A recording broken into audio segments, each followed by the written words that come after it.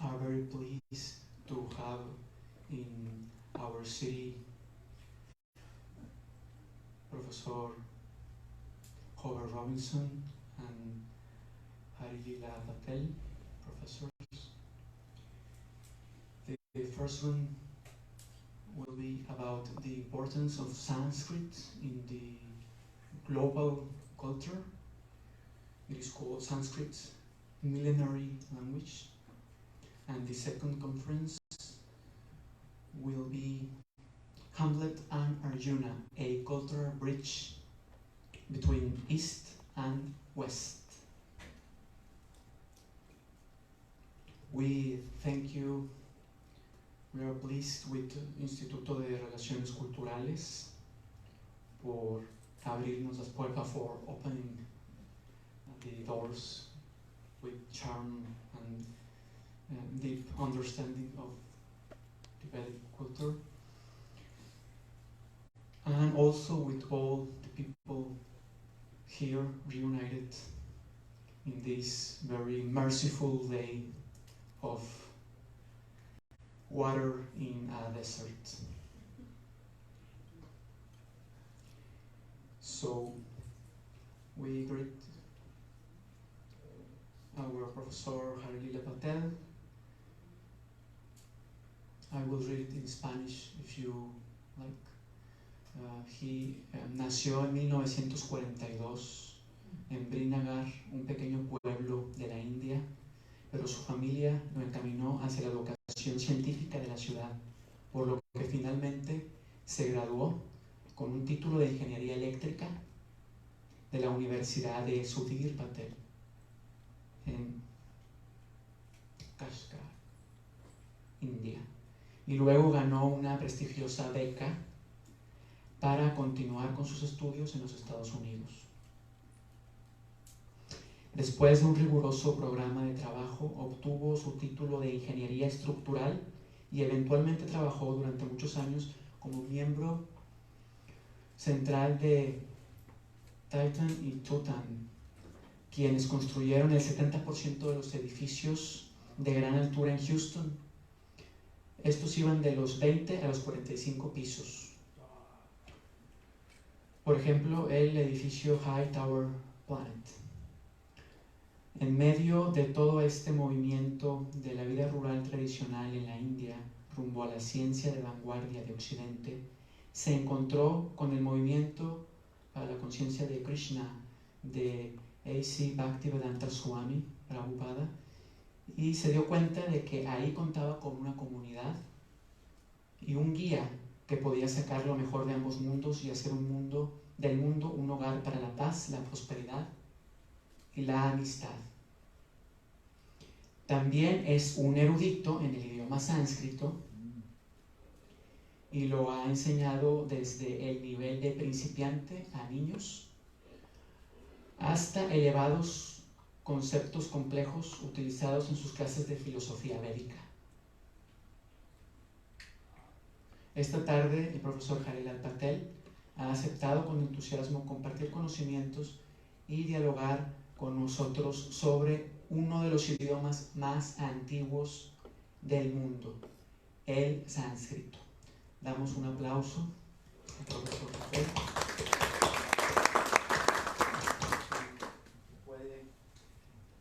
He can take place in the Vyasasan, for instance.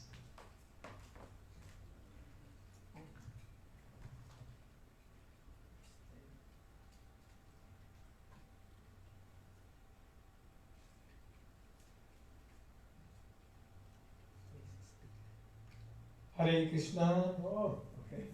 Very good.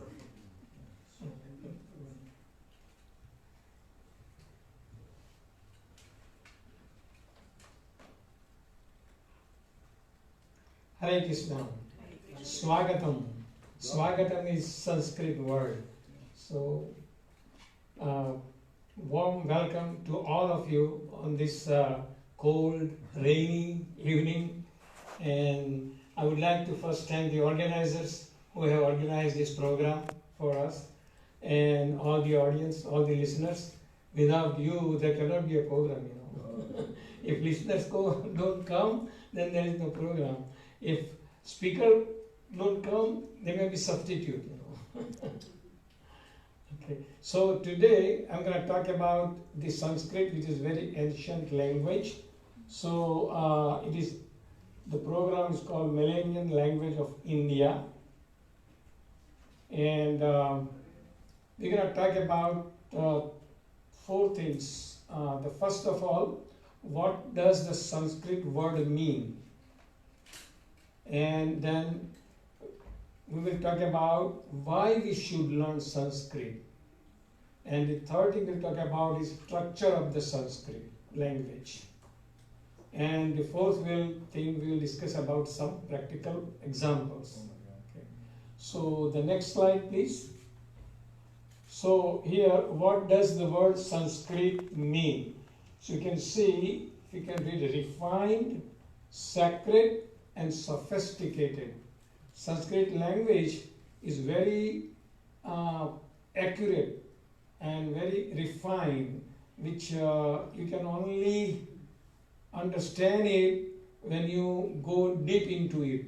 But we're going to talk about basic things today, introduction to Sanskrit language. So next we're going to talk about, in next slide please, we'll have why should we learn Sanskrit. So here we have a quotation from George Hart from University of California, and he says, Sanskrit is like Chinese, Arabic, Greek, and Latin, one of few languages which has been a carrier of a culture over a long period of time. Thus, the variety of writings in it and the quantity of those writings are staggering. An incomplete list of subjects treated in Sanskrit, usually with great prolixity, is as follows. So 4 Vedas, which is Samved, Rigved, Yajurved, Atharvaved, like those are the 4 Vedas. And Brahmanas and Aranyakyas, Upanishads, they are 108 in number. And grammar, of course, the grammar is the soul of the Sanskrit language. Then there are epic, Puranic literature, including 18 major Puranas, 18 minor Puranas, and hundreds of Sthal Puranas. So that is according to time, place, and circumstances. Sthal Puranas are basically. Okay, next slide, please. So, in continuation, it says works on medicine, logic, astronomy and astrology, mathematics, law books, architecture, music. So on most of these subjects, there is an immense literature still extant. Indeed, a rough estimate of the works which will be listed in the new catalogorum is a total of about 160,000 works, many so difficult that it would take years of study to properly understand them.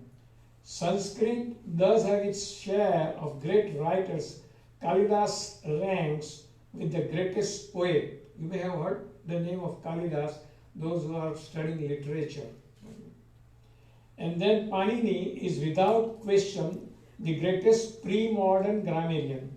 The Mahabharata ranks with Lila and Odyssey, and the Bhagavad Puran is among the finest works of devotion ever written, being equal, in my opinion, only by other works in Indian languages. So that is the opinion of George Hart.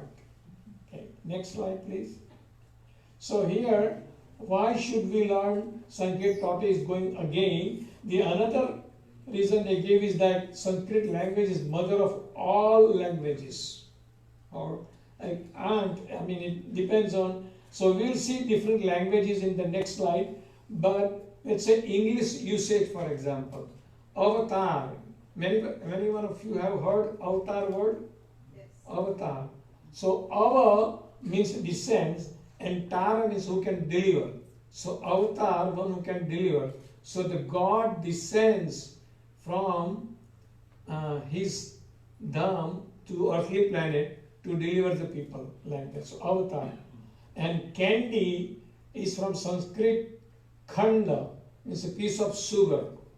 And then mugger from Sanskrit makar, crocodile, one who attacks from hiding. Makar is also, in Gujarati also is a mugger. So like makar.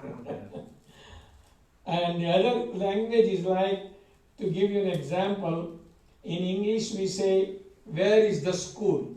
So in Hindi we say, Vidyapit kahan hai? So in Sanskrit it will be Vidyalayam kutra asti. So anyway, you can say Mandiram kutra asti, like that. Where is temple? So in that sense, we can find out the similarities between the words here given, avatar, candy. There's so many other words also. But we go to next slide, where we talk about different languages in India, there are so many states, and the language changes according to the state. In Gujarat it is Gujarati, Maharashtra it is Marathi, Punjab, Punjabi, Tamil language, and so many. In South India there are so other. But the national language is Hindi. International is of course English, and then so many other languages are there. You can say Punjabi, Hindi, Maharashtrian, Bengali. So these are from India. The next slide will show the Greek and Latin.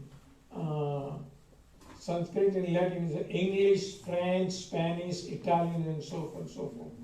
But the Sanskrit language is one of the oldest ancient language in which so many literatures is available. In the beginning, everything was in Sanskrit, but then it is translated into other languages. Okay, next slide, please. Okay, so here is another quotation from Sir William Jones. He says, Sanskrit language is more perfect than the Greek and more copious than the Latin and more exquisitely refined than both of them. So that is, in modern time, it is, if we learn Sanskrit, at least from the childhood, then we can get the grammar part in deep, and we can understand the Vedic literatures and everything in the proper context.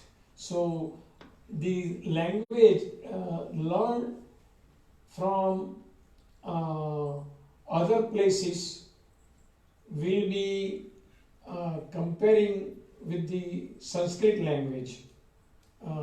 Because Sanskrit language, now what he says is that in both ways it is better and more perfect than Latin as well as Greek. Next slide, please. So now we'll go a little bit about structure of the Sanskrit. So the alphabet it uses, like in English, what do you use? A, B, C, D. Right? So similarly, in Sanskrit language, it is in Devanagari Lipi or Devanagari, you can say Devanagari, the alphabet. So there are two divisions in the Devanagari characters, consonants and vowels. So consonants are, as it is given, ka, kha, ga. We go to next slide about pronunciation.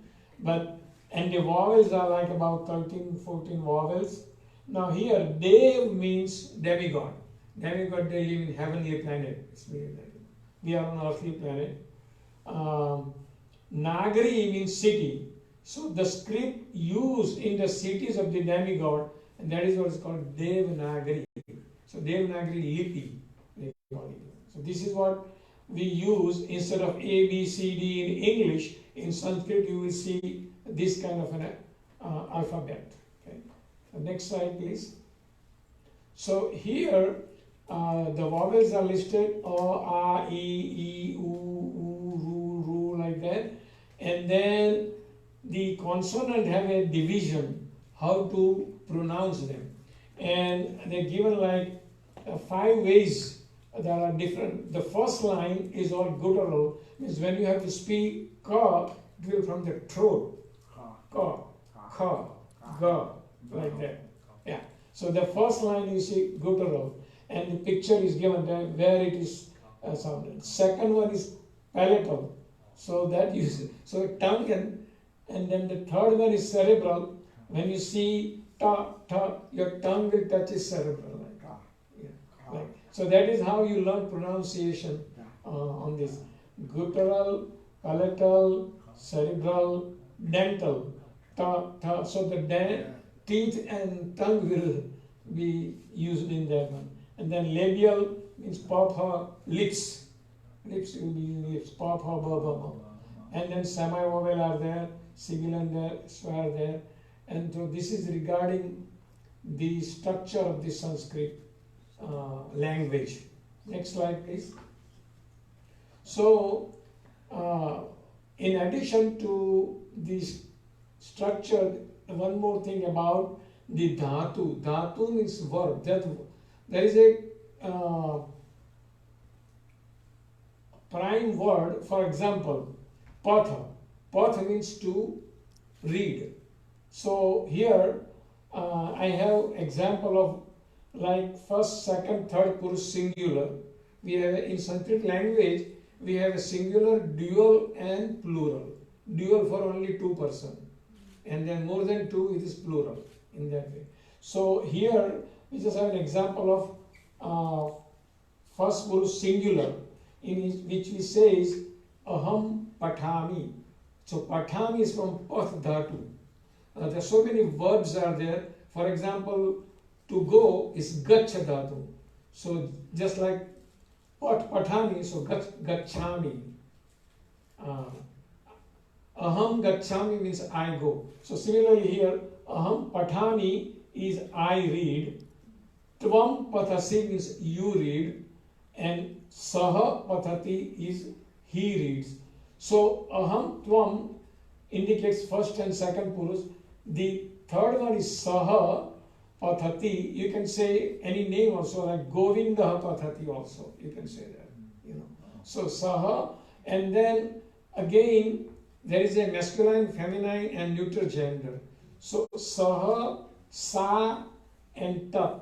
So you can say saha is masculine, but if instead of boy, if the girl is reading, then it will change sa pathati instead of saha pathati, like that. So there are so many other things, example can be given, and as it is said here, each dhatu can be conjugated in 180 different ways. So many permutation and combination is there.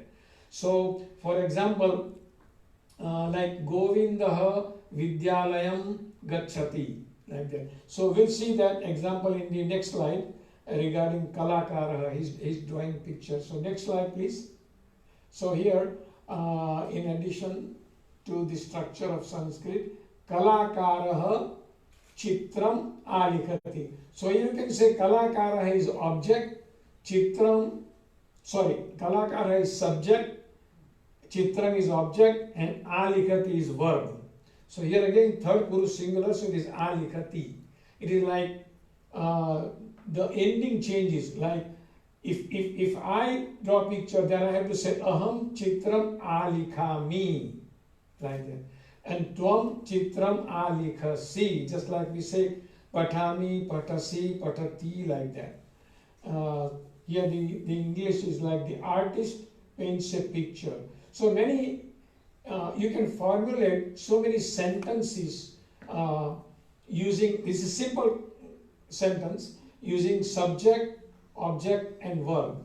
For example, we can say also that Bhaktaha Bhagavatam Pathati, means the devotee reads Bhagavatam. Right. So like that, you can say so many. Sainikaha means policeman. Sainikaha Desam Rakshati means the military men, they are protecting the country, like that. So many sentences using subject. We have to have vocabulary, and the word dhatu, the verb, and then the object, subject and object and verb. Now another speciality of Sanskrit meaning is that, for example, if you write Chitram kalakara alikhati, there is no problem. But you cannot do that in English, that paints or picture the artist paint, that will be an odd sentence. But in Sanskrit, just like another example is Pampa adhikam sobhate. Pampa adhikam sobhate.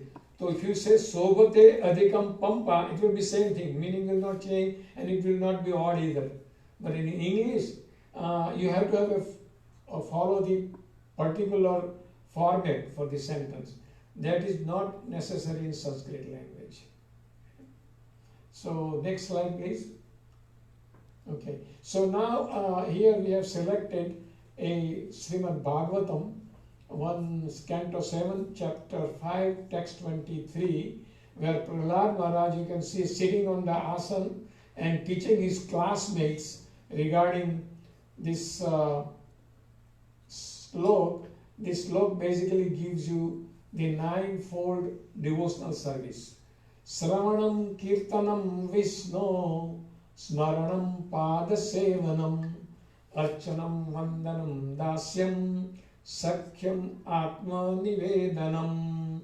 So the translation is on the other slide. Next slide, please. Yeah. So Prahlad Maharaj said, hearing and chanting about the transcendental holy name, form, qualities, paraphernalia, and pastime of Lord Vishnu, remembering them, serving the lotus feet of the Lord, offering the Lord respectful worship with 16 types of paraphernalia, offering prayers to the Lord, becoming his servant, considering the Lord one's best friend, and surrendering everything unto him. In other words, serving him with body, mind, and words. You can say BMW to remember. Body, mind, words. These 9 processes are accepted as pure devotional service.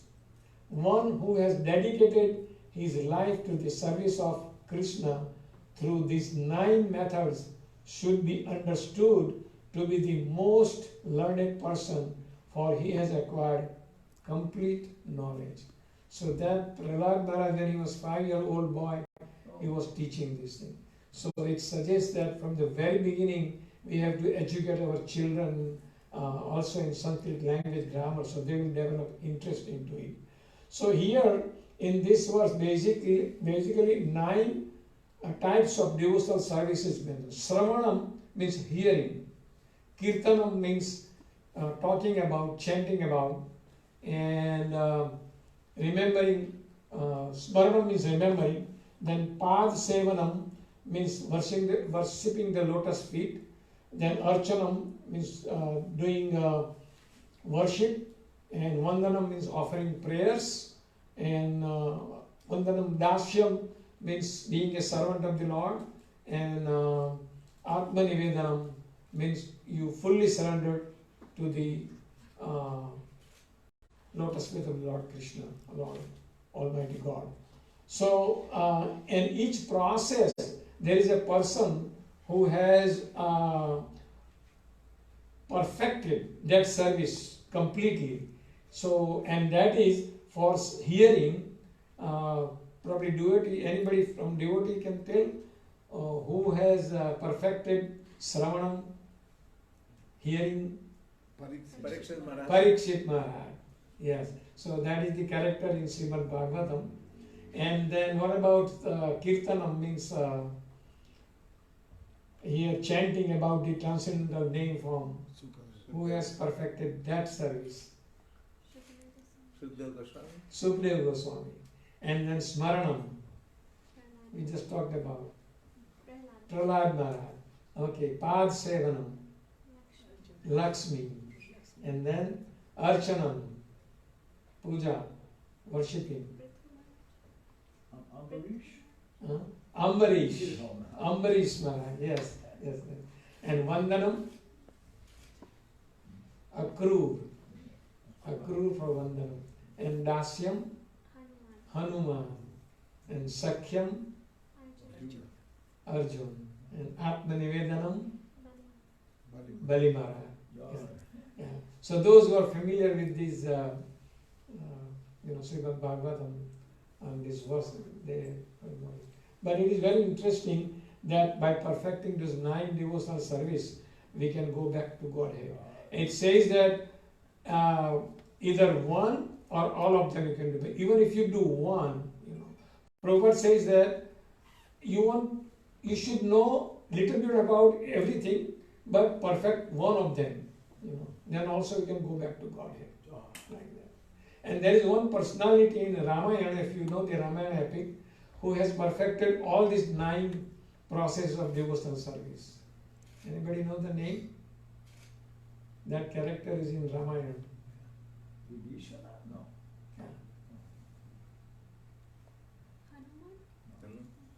Sabri. Huh? Sabri. Sabri.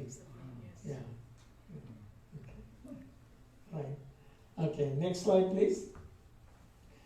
Thank you for your careful attention. And at this point, if you like, we take some questions and comments. Anybody have any questions and comments? Yo. Yeah. ¿Se puede traducir, Lila? Bopadeva tiene un comentario acerca del sánscrito y el Srimad Bhagavatam. Bopadeva has a commentary about Sanskrit and Srimad Bhagavatam. Can you? Prabhupada explica sobre Bopadeva. Prabhupada explains about Bopadeva in a commentary about Sanskrit and Srimad Bhagavatam. Can you elaborate more? What does Prabhupada elaborate on? Prabhupada has a commentary On on Srimad Bhagavatam. Sanskrit and Srimad Ella Bhagavatam. habla sobre Bopadeva. Prabhupada mentions that one scholar, Bopadev, in the beginning has some comments. So he wants to know if you know anything more about Bopadev. No, I don't know about Bopadev. I have heard about it, Yeah. but I don't know about him. I can But mention. Yeah. I'm not sure. I'm not sure when he was writing, but long time ago. And he was very famous as a very nice scholar, so many things. And so Professor Ravi Gupta was researching this, because modern Indologists say that Bopadev, maybe he's like 600, 700 years ago, he says that Srimad Bhagavatam is a more modern invention, and so they say, oh, Bopadev says. So he researched it, and this scholar is quoting Bopadev, this scholar is quoting Bopadev, and he goes back to the original scholar, and he says, not in his book, but in one appendices, he says, maybe Bopadev composed the Srimad Bhagavatam. And then they're all saying, oh, it was composed by that. No, it's not. So it's a very, very, very weak citation that Bopadev composed it. And another problem is that Bopadev, when he has other texts, he's glorifying the Bhagavatam, how great it is, and all these things. And usually you don't glorify your own works, and so on. So it's some scholars say, oh, the Bhagavatam is composed recently by Bopadev. But if you actually research it, the person who introduced the idea, a modern scholar, it is not in his book, but in the appendix he says, I think maybe Bopadev might have been responsible. And everybody says, oh, he did it. So that's what I've heard. It's a very deep question. Okay, any other questions from the audience? Si tienen preguntas en español, se pueden como quiera traducir. Preguntas? Any question? Is there any language closer to the Sanskrit language? Closer to the Sanskrit language is How difficult is it to learn for the Bengali. How difficult is it to learn Sanskrit? How difficult to learn Sanskrit? how long it takes to learn Sanskrit? If you want to go deep, it takes a long time, so it has to be learned from the very childhood. But if you want to learn basics, it should not take more than 3 months to learn the basic things. If you are really dedicated to learning it, you can at least grab something. you get a proficiency by which you can read the slokas properly and understand properly, and you can also relish the Sanskrit text and the slokas like that. Yeah, that much you can learn in 3 months. Really? Yeah. My goodness. But, I mean, that is. okay. Yeah, I have learned when I was in the school, Yeah. but then no use in between. So, because. Is Sanskrit a dead language? Sanskrit is not a dead language. No. It is a live language. Yeah. Do people use it in common conversations some places? Yeah, they do. In India, some places there are some institutions, organizations. They use Sanskrit. They talk in Sanskrit. And also some villages too, no? Huh? Some villages also. Yeah, in village, some places. Yeah. Like some sadhus company, they really talk in Sanskrit. I have heard them. What are 3 very, very famous Sanskrit works? Kalidas, what is it? Sakuntalam? Sakuntalam? Yeah. Yeah, that's one of I know. Mahabharata. Okay. Ramayana, Mahabharata. Yeah. So, They were written in original language. All Vedas also in Sanskrit, right? In Yeah. that way. yeah.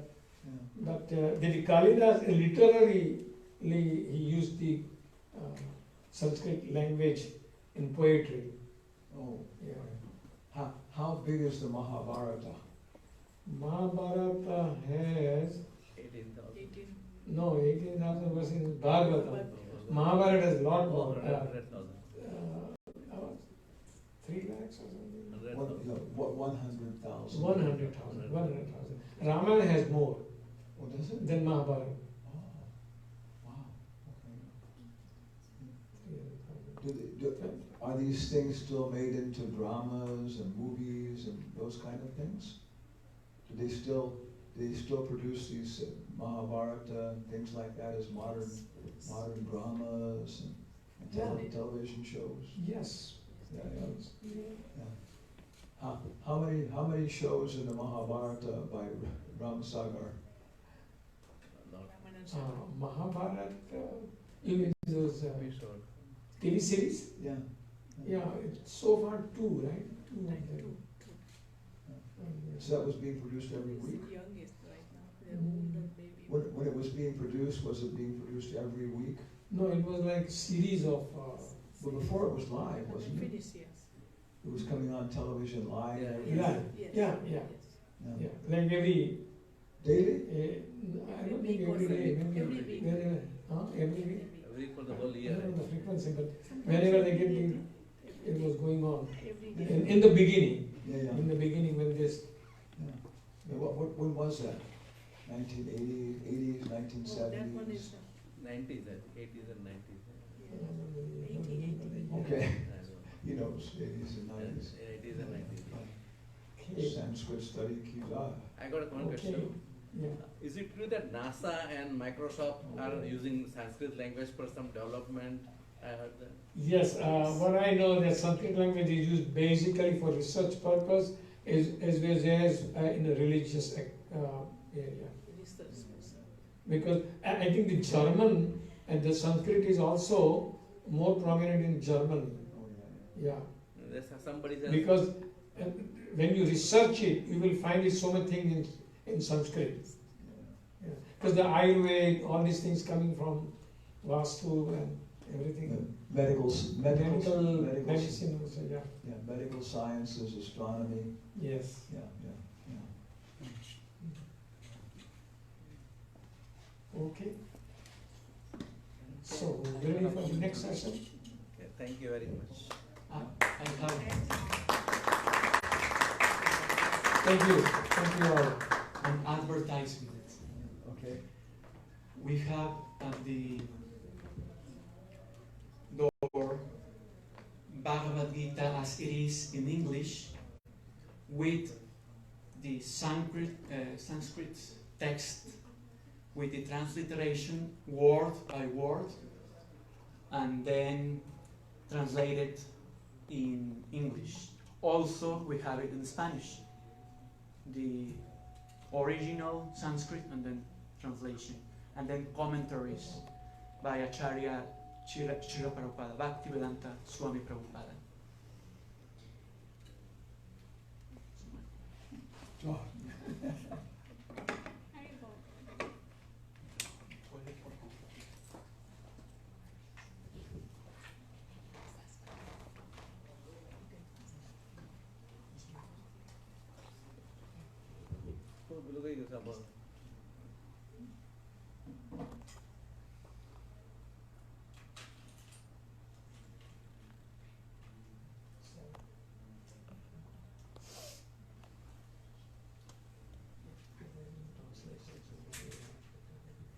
Agradecemos, we thank Harilal Patel, Lila Prabhu for his beautiful conference.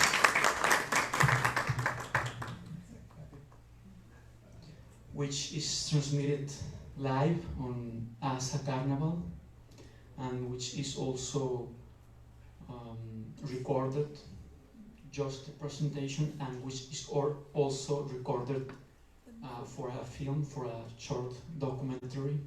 So it has been recorded in 3 levels, 3 layers.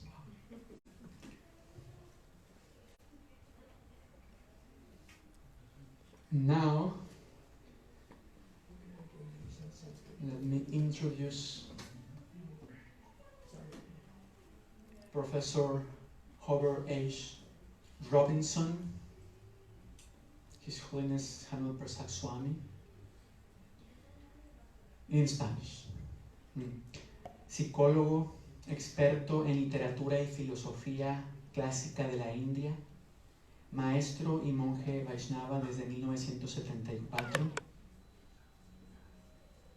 Desde el 12 de enero de 2004 hasta la actualidad, secretario general del Instituto Norteamericano de Estudios Orientales y Clásicos, NIOS por sus siglas en inglés, cuya sede principal está ubicada en Tennessee, Estados Unidos. Fundador del Instituto Anjana Sutta Academy, ASA, cuya finalidad es tener un puente que una la literatura clásica de Oriente y Occidente.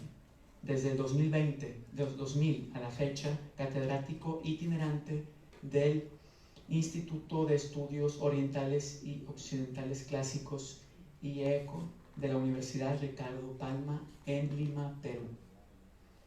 2013 es orador principal en la conferencia magistral sobre Sankhya en la Universidad Rabindranath Bharati en Calcuta, India. Mucha lectura ya de Srimad Bhagavatam. 2012, orador principal en el Seminario Internacional La Herencia Cultural de la India para constituir un mundo mejor, evento realizado por el Museo de la India en Nueva Delhi, India. Desde el 2007 hasta la actualidad, forma parte de la mesa directiva del Ministerio de Educación MOE de ISKCON a nivel mundial. Catedrático del Bhaktivedanta College en Durban, Bélgica, desde el 2003 hasta el 2007. Además, desde el 2005 hasta el 2007, presidente del comité organizador de Bharatiya Sanskriti, Festival Cultural de la India Clásica, evento realizado a través de un acuerdo de cooperación académico y cultural entre NIOS y la Universidad Nacional Mayor de San Marcos, la UNMSM. Desde 1984 a 1990, director asociado del Instituto Bhaktivedanta con sede en la Universidad de Berkeley, en California.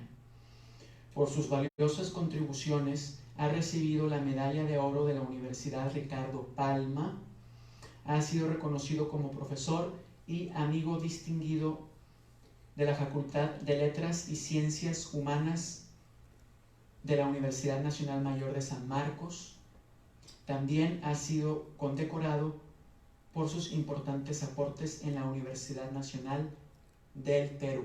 Demos un fuerte aplauso. En su conferencia Dos Príncipes, Hamlet y Arjuna, which será en español pero con comentarios en inglés por el propio profesor. Hello.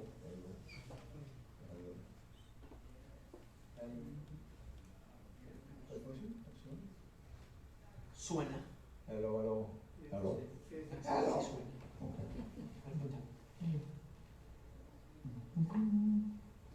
Okay. So, namaskar.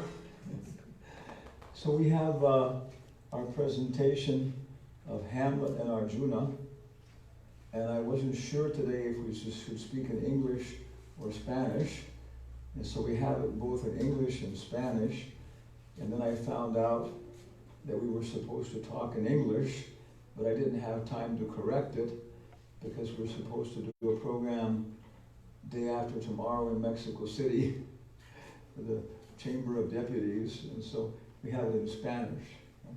But I'll try and also talk about it in English. And it's pretty good. I don't have to give much of an explanation. Okay. Dos príncipes, Hamlet y Arjuna, reflexiones personales en la vida civil y el orden metafísico. Hanumatpresaka, Swami. Traductor Luis Miranda Blanco. Okay. Próximo. Dos casas igual en dignidad en la bella Verona donde hace nuestra escena. De un antiguo odio nace una nueva masacre y la sangre gentil torna impuras las manos gentiles. Próxima. Y la sangre gentil torna impuras las manos gentiles. So now I'll give you the original English and see if you can translate it. Two families, both alike in dignity, from ancient grudge break forth to new mutiny, and civil blood makes civil hands unclean. Can you translate? It took us about 3 weeks to translate for this PowerPoint show, and even still it's very difficult. The echo there. When did Shakespeare die? Do you know? What year or anything? Yeah. He died the same year as Miguel Cervantes. Right? I think even maybe the same day. Okay. And of course, if you have different, I'll talk about what I want to talk about. Okay. So, of course, there are always like, what are the 50 best books in the world? What are the 100 best books in the world? And maybe 5-10 years, some university or somebody organizes, an investigation. They have famous authors or different critics or different universities talking. And so always in the top 10 is Don Quixote. It always shows up in the top 10. And I saw sometime recently, not too many years ago, one lady apparently did a very good translation. Because it's very difficult because Cervantes is using such, subtle jokes and things like that to catch them all. The title was it Don Quixote, the famous knight from La Mancha, the famous, romantic knight from La Mancha. But if you go to Spain, La Mancha is one of the most unromantic, flat, boring places on the face of the earth. So it's like, so-and-so, Jose Benavides, the millionaire from Tijuana. It's like a joke almost, okay. So, but there was a good translation. And she was catching a lot of the jokes and the humor, okay. And so, now there was recently another, what are the 10 best books in the world, 50 best books. And they put them by alphabetical order. And we're not going to say, who got the most votes, but we'll tell you that one book got 7 times more votes than the next anything else, and that was Don Quixote. So we see Miguel Cervantes, at the same time Shakespeare, very, very classical, powerful literature, and trying to translate these things is a challenge. So this is a quote from Romeo and Juliet, which everybody knows, right? Very famous, Romeo y Julieta, so this is the beginning, and it's starting off talking about how, the society, families, everything else have these conflicts, and these are the things that really touch people. Next, próxima. Podemos decir de que las dos obras literarias más famosas de Oriente y Occidente son el Bhagavad Gita de Veda Vyas y Hamlet de William Shakespeare. And so this is pretty much, if you go to India, how many Indians know what the Bhagavad Gita is? All of them. Is there any Indian who doesn't know what the Bhagavad Gita is? Most of them. It's almost impossible. Maybe you can find, I don't know, maybe if you try and find an Indian who doesn't know what the Bhagavad Gita is, it's going to be like your whole life's endeavor. I mean, it was almost impossible. Yeah. But it's a part of the Mahabharata. The Mahabharata is 100,000 verses, and so many stories about what is right, what is wrong. Just like Don Quixote and Sancho Panza, they encounter so many situations. It's a picaresque novel, and in those situations, different stories about how to deal with this, how to act in terms of these different things are there. And so the same way the Mahabharata, that's how people in India, they learn their culture, what is right, what is wrong, different kinds of fine things in life. So out of the Mahabharata, 100,000 verses, there's the Bhagavad Gita, which is 700 verses. But it's so concentrated and so intense that it's the most translated of all the Indian works like that and so on. Because Krishna answers these questions. It's the same thing, it's a civil war. The cousins are on one side, other cousins on the other side, and it's been such a complicated story about who's right, who's wrong. But in the end, it's after so many things, it's clear, this is wrong, this is right. Which side are you going to be on? And so then Arjuna, at the very last, he becomes depressed. And he says, Krishna, how can I fight with my cousins? How can I fight with my teachers? I would rather just walk away from the whole thing. So this is what the Bhagavad Gita is. And this is Arjuna's dilemma. And it's the biggest story in India, in the Mahabharata. Like Harilal was saying, Ramananda Sagar, he did Mahabharata. It was kind of coming dormant in some ways. India was becoming very much influenced by the West, and the thing is to become a technologist, learn these things. But then he did this big revival every week. In the 1980s maybe it started. Every week we have it on television. Okay, so the train is supposed to leave. Nope, train stays there.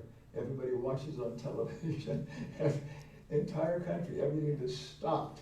You're nodding. Everybody, all the housewives, babies can scream for 1 hour. Forget it. And so it was a whole revival of who we are, the identity like that. I think also Don Quixote, Sancho Panza, is coming back into the culture again and again. So this is our first point here that, for the one perspective is Bhagavad Gita, which is the same story in many ways, and then by Veda Vyas, and then Hamlet by Shakespeare. And of course Hamlet is introduced again and again. How many people here have seen The Lion King? Okay. Easier question is how many people haven't seen it. Do you know, they say directly, there's just no question about it, they based it upon Hamlet. The same story, the same people. But Hamlet was actually based by Shakespeare on an earlier German story. So if it goes all the way back to India and the Mahabharata, it could be quite the thing. But this is the big thing. Next slide. Ellas no son presentaciones superficiales de una energía sin Dios. Ambos son obras de profundidad cultural y significancia filosófica. Ellos nos tocan donde la vida significa más en nuestros mundos sociales y psicológicos. And here we have Hamlet talking about a skull and what is the destiny of life. And here's Arjuna, when he's facing his cousins before the battle of civil war. He's saying, how can I do this? Even though they're wrong, they're my cousins, Krishna. Próxima. Arjuna dijo, mi querido Krishna, al ver a mis amigos y familiares presentes ante mí como con tantos ánimos de pelear, siente que los miembros del cuerpo me tiemblan y que la boca se me está secando. O Janardana, Krishna, aunque estos hombres con sus corazones dominados por la codicia no ven mal alguno en matar a su propia familia ni en venir con sus amigos, porque nosotros que podemos ver el crimen en el que se incurre al destruir una familia, habríamos de cometer ese pecado. Bhagavad Gita 1:22-27. So Arjuna then is, seeing this civil war and what it means. It's the most difficult thing. Okay, then comparison. Próxima. Hamlet. Oh, que es de tan densa carne, se derrita y se disuelva como el rocío de la mañana. Es que el Todopoderoso no ha hecho su ley contra el suicidio. Oh Dios, qué cansados, rancios e inútiles me parecen los propósitos de este mundo. El tiempo está desencajado, oh maldito destino que haya nacido para corregirlo. The last one I know, I'm trying to get to translate this. Time is out of joint, O cursed spite, that I was ever born to set it right. You see the potency of the words. When we were trying to translate this for Ricardo Palma University, professors were sending us to the best bookstores in Lima, and they had translations. But they would just drop entire phrases, or very difficult to translate like that.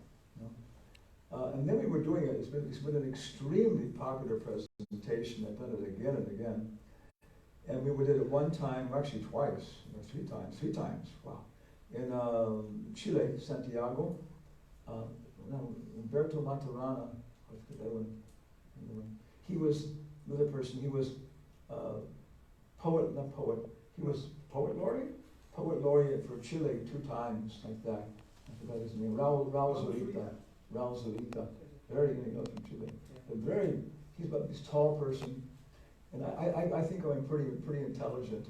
But when I was with Raul, I figured that anything I could do at the maximum would occupy 70% of his intelligence.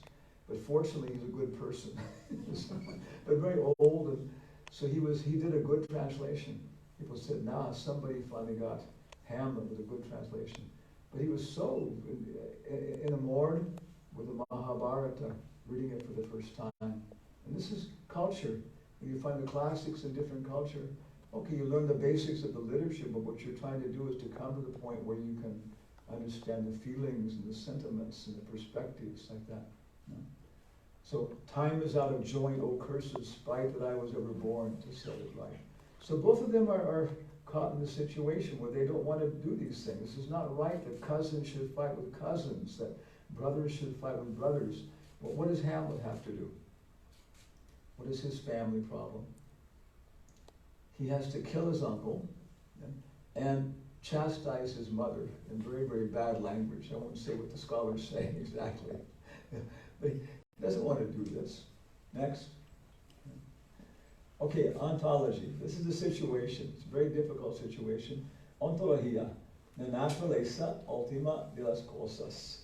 So we're going to make a comparison then between ontology. What is the ultimate nature of things? Ontology, epistemology, how do you know? Ontology, what can you know? And praxeology, what do you do about it? And people say this is philosophy. Epistemology, ontology, and praxeology. How do you know? What can you know? And what do you do about it? So the first question is, how does Hamlet's world look at what is this world ultimately? how does Arjuna look at what is this world ultimately? Here we have a little guy inside the world with the stars and the sun and trees, but this guy has stuck his head outside. He's leaving Socrates' cave and seeing, oh, behind their different celestial mechanisms and so on. Of course, this is from the medieval times. Proxima. Okay. Now here we have from As You Like It by, what's his name? Jacques. Todo el mundo es un escenario y los hombres y mujeres en él son meros actores. Tienen sus entradas y sus salidas. Y un hombre en su momento realiza muchos roles. Sus roles son 7 edades. So we have different people in the different phases of life. Próxima. Al principio el infante, gritando y vomitando en los brazos de la nana. In the beginning, the infant, crying and puking in his mother's arms. Luego el escolar quejón con su mochila y su brillante rostro matutino, arrastrándose como un caracol sin deseo de ir al colegio. Next, the school child with a shining morning face and satchel, making at snail's pace to school. Can you remember this? Do you remember going to school and with your friends? Yeah, remember? Yeah, talking. Okay. This is why this changing bodies. Okay, we'll go on. Okay, this is the first page. The infant mewling and puking in his mother's arms, and then the child with his shining morning face and book bag, making it snail's pace to school. Okay, próxima. Y después el amante, suspirando como un chimenea, con un triste poema compuesto por las cenizas de cejas de su novio. Then the young man, sighing like the furnace, composing a poem to his mistress's eyebrows. Oh, Juliet, your eyebrows are 2 sharp bows, and your eyes are arrows that have pierced my heart. Anybody here remember their first love affair? Anybody here after that say, not going to do that again? I couldn't, when she jilted me, I couldn't sleep, I couldn't eat, I was having nightmares. Okay, Shakespeare's got this. Okay. Luego, el soldado, lleno de extrañas declaraciones y barbudo como el leopardo, celoso en su honor, rápido y veloz en la lucha, buscando la burbujeante reputación, incluso en la boca del cañón. ¡Viva la Cuba Libre! This is, I did some of these things, no? Some people hear of, he says the next is the young man, bearded like a leopard, full of strange oaths and strange sayings, even into the cannon's mouth, like that. Long live independent India, right? So India had its own war of independence, right? So they had their own phrases of slogans like that. So he's saying this is the next thing. When they started to bomb, what's his name? I forgot his name now. President of the United States. They took the bombing from Vietnam and he started to bomb Cambodia. And these are big bombs falling on the village people and what's it called, collateral damage. And they're blowing little babies to pieces and everything else. So when that happened, the students at UC Berkeley went on strike. They closed down the campus. So UC Davis, where I was, which was the agricultural campus, big campus, they called a meeting in Freeborn Hall, which had 2,000 people there. They're talking about these things and the evil things and debating. So finally they wanted to have a vote of how many of the students at our university, our campus, also wanted to close down the university to protest this, So I stood up, and one other person stood up, so out of 2,000 people.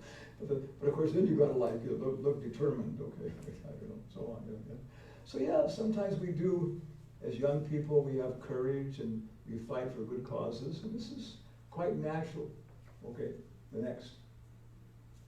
Y luego el juez, con robusta panza y buena capa puesta, con ojos severos y barba de corte formal, lleno de sabios refranes y modern instances. And next, the justice, the judge with a good cape on, a robust tummy, you know, and full of modern ideas and good phrases. It's kind of like where I am, no? So many things you know how to say. Y así él realiza su rol. And then he realizes his role. En la sexta edad, this is the sixth age, cambia de pantalones plegados a cómodos pantuflas, con anteojos en nariz y bolsita al lado, sus calcetines juveniles bien guardados, el mundo demasiado amplio para sus viejas piernas, y su gran voz masculina cambia otra vez hacia notas altas de niñez y tartamudeando y silbando. Wow, good translation. And next age is the, what is next age? You know, is older person, his skinny shanks, too narrow for the wide world, right? Yeah, and his big masculine voice now turned to mere whistles and so on. Yeah, anybody here like that? Yeah, some people. Yeah, so Shakespeare has it. Next. Yeah. La última escena de todas, donde concluye esta extraña historia eventual, es Segunda Niñez y Vacío Puro. And the last scene of this strange drama, where everything finished, is second childhood, you know, and complete vacancy of mind. And here we see a very common picture from the Bhagavad Gita. You know. On the top, we see how somebody is changing their dress. And this is the beginning of the example of ontology that Krishna gives. That just as we change our dress in our lifetime, so the time of death, we also just change the dress. Okay. And then we see here also, okay, we have from youth to boyhood to old age to death. So where are you? Right? Yeah. Yeah. We have this for our educational works and festivals. We have this changing bodies exhibit bigger than the stage. And you put it on the side of a university campus with a festival, and students are going by on their bicycles, and you can just see them. You watch them, they're going by, and they circle, they stop, then they stop, and you can see them, and they go, yeah. One time we were outside of a bookstore in Santa Cruz, California, and chanting, singing, and one lady, and it looked like her sister came with maybe like a couple daughters, and they were going to go in the bookstore. But one of the little girls wanted to stay outside when we were chanting. Okay, so she's staying there. And she goes over to the smaller exhibit of these changing bodies, and I'm listening to her, she's saying, Susie, Mommy, Granny, you know, and even a little child. But you don't think about this, no? Because yeah, this is life, and where am I? What's happened? This is an ontology. What is the ultimate nature of things? So Hamlet and Arjuna, at least Hamlet so far, is going through a very precise understanding of these things, meditation. Next. Así terminan dientes, así terminan ojos, así terminan sabor, así termina todo. Thus ends teeth, thus ends eyes, thus ends tongue, thus ends everything. The actual English is sans eyes, sans teeth, sans ears, sans everything. So ends. Okay? Okay, that's Hamlet. Next slide. La idea de Bhagavad Gita es similar, así como en este cuerpo, el alma pasada encarnada pasa continuamente de la niñez a la juventud y luego a la vejez. De la misma manera, el alma pasa a otro cuerpo en el momento de la muerte. A la persona sensata no la confunde ese cambio. Próxima. Somos los pasajeros que conducen el vehículo de este cuerpo. Pero en el momento de la muerte, cuando el vehículo está acabado, nosotros no lo estamos. Click.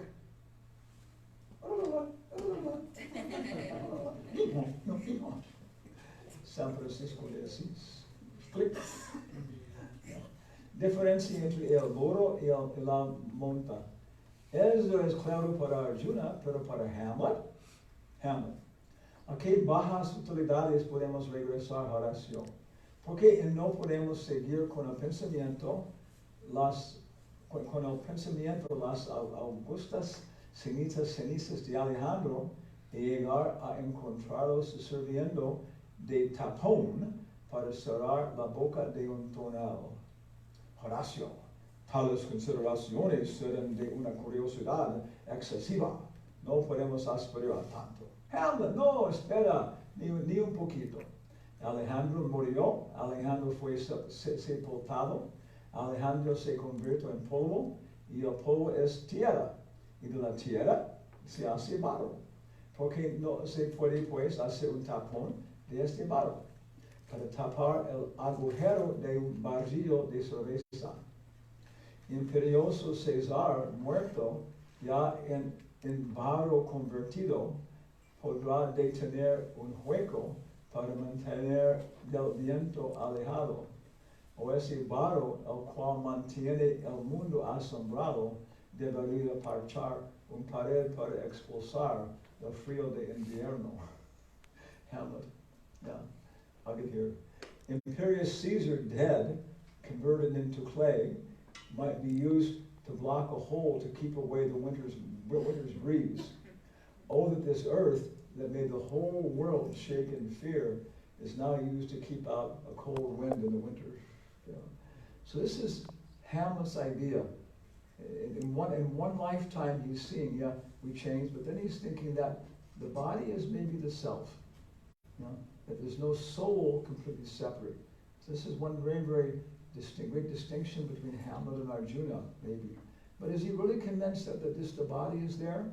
You know, this is the beginning of the Phaedo. The Phaedo is the last dialogue of Socrates before he dies, Phaedon. And this is the question. They say, look, if you just come with us, we'll take you away, and you don't have to take the poison. That was the arrangement. He didn't have to take the poison, Socrates. He could have just left and promised not to come back. So the people who were trying to bother him, they were sure he would do that. Yeah. When he said, no, if I'm guilty, I should take the poison. But they well, don't do that, just go away. No, I should take the poison. You're still causing us problems. So his students, from the very end, they said, don't take the poison, just come with us. And he said, well, but I'm a philosopher. I want to die. That's the idea of philosophy, is to leave this body and go to dwell forever with the gods. You know? And they said, well, but how can you be sure that the soul is immortal? So their very first argument was, he said, because there's poetry, there's music, architecture, these things come out of the body. The body is gross, no? So there must be something finer in the body. That's his first argument. And they said, well, look, a violin is made of cat guts, intestines de un gato, wood, and out of it comes something very fine. So we put together cat guts and wood, and we get these fine things. There's no soul. Of course, now we use atoms and molecules, and we produce the body, and we get the soul from the body. And so Socrates said, oh, it's a good argument, but you're forgetting two things. What's that? The violin maker and the person who plays the violin. Oh, you're right. Yeah. So it's the same point that people are arguing whether the self is the body. Of course, modern science intends towards the idea that everything's evolving, even the spiritual aspects. So here, Arjuna's using this example that the body goes to dust and becomes something else, and maybe he's thinking this is a little bit what happens to Caesar. Okay. Él parece un poco confundido acerca de la diferencia entre el cuerpo y alma, pero cuando se encuentra con el fantasma de su padre, al principio de la acción, vemos que él ve la vida del alma después de el polvo se han vuelto polvo. So in that previous analogy, he's a little bit, that's not quite clear. But in the beginning of the play, when the whole thing starts, he sees the ghost of his father who died up on the top of the parapets of the palace, and is telling the guards, call my son, call my son. Ooh, okay. So he sees him up there where it's very dangerous. But now he's talking to his father who has died. So now he talks about more clearly about what he thinks about, and Shakespeare thinks about what happens to us after we die. Próxima. Entra el espectro. Hamlet. Ángeles y ministros de gracia defiéndonos. O sea usted un espíritu, un malvado demonio, trayendo con brisas del cielo or ventiscas del infierno. Are you my father, or are you some horrible devil come to try and make me do bad things? Do you bring breezes from hell, or breezes from heaven, or bad-smelling winds from hell? Okay. Usted viene en tal forma provocativa que quiero hablarle. Llamaré al rey, padre, danes real. You've come in such a provocative form that I'll call you my father, I'll call you royal Dane, because they were king of Denmark like that. So I accept you like this. Próxima. Oh, respondedme. No me dejes en el tormento de mis dudas. Dime, porque tus huesos venerables que descansaban en la paz del sepulcro han abandonado su mortaje. Porque se ha abierto ese sepulcro que hacía bajo el peso de los mármoles. ¿Qué puede significar eso? Why do your bones, which sat so peacefully in the marble sepulchre, have now pushed apart this thing, and now they become before me? Espectro hace signos a Hamlet. The specter, the ghost, makes signals to Hamlet. His friend Horatio says, parece que os enseñas para que los sigáis, como si quisiera hablaros solo. It appears the ghost wants to talk to you alone. Marcelo se muestra muy cortés. He appears very gentlemanly. Fijáis en sus expresivos ademanes. Por demás atentos. Quiere que le acompañéis a un lugar más apartado. No mováis, no lo sigues. The ghost wants you to come a little farther away. Don't do it. Don't do it. Okay. Próxima. Horacio. No, de ninguna manera. Don't do it. Próxima. Hamlet. Él no quiere hablar aquí. Voy a seguirlo. He doesn't talk. I will follow him. Next. Horacio. No hagas tal. Don't do it. Hamlet. ¿Y por qué no? ¿Qué puedo temer yo? Why not? What do I have to fear? Próxima. ¿Qué me importa la vida sin la diaria por nada? ¿Qué me importa la vida sin la diaria por nada? En cuanto a mi alma, ¿qué puede hacer con ella si en sí mismo es inmortal? So what do I care about life? My father who I loved is dead. My mother has fallen into all this horrible situation with my uncle. You know? And what do I care for my body? But my soul in itself is immortal. So very clear. Próxima. Sigue llamándome, iré con él. I go follow it. Ontología. Okay. So then there's some very strong comparison, both these stories, that the self has an existence after the body is finished. You know? And when he's talking to his father tells him, I didn't die naturally. I was, what do you say, murdered by your uncle. And when I was sleeping pleasantly in my garden, he poured poison into my ear, and I died in that fashion. Okay. So now you have to revenge me, right? Have to get my revenge. You know? So Hamlet's a little afraid because he's going to have to murder his uncle, right? And his mother, I don't have it in this one, but we have a separate section, because what did she do? What his mother did? His brother, as in the Lion King, who was like a horrible guy in character and physique, became the king. Now Hamlet's depressed. And his mother married her brother. So Horatio, who's his friend, comes there and he says, "Oh, my friend, why have you come?" He said, "Oh, I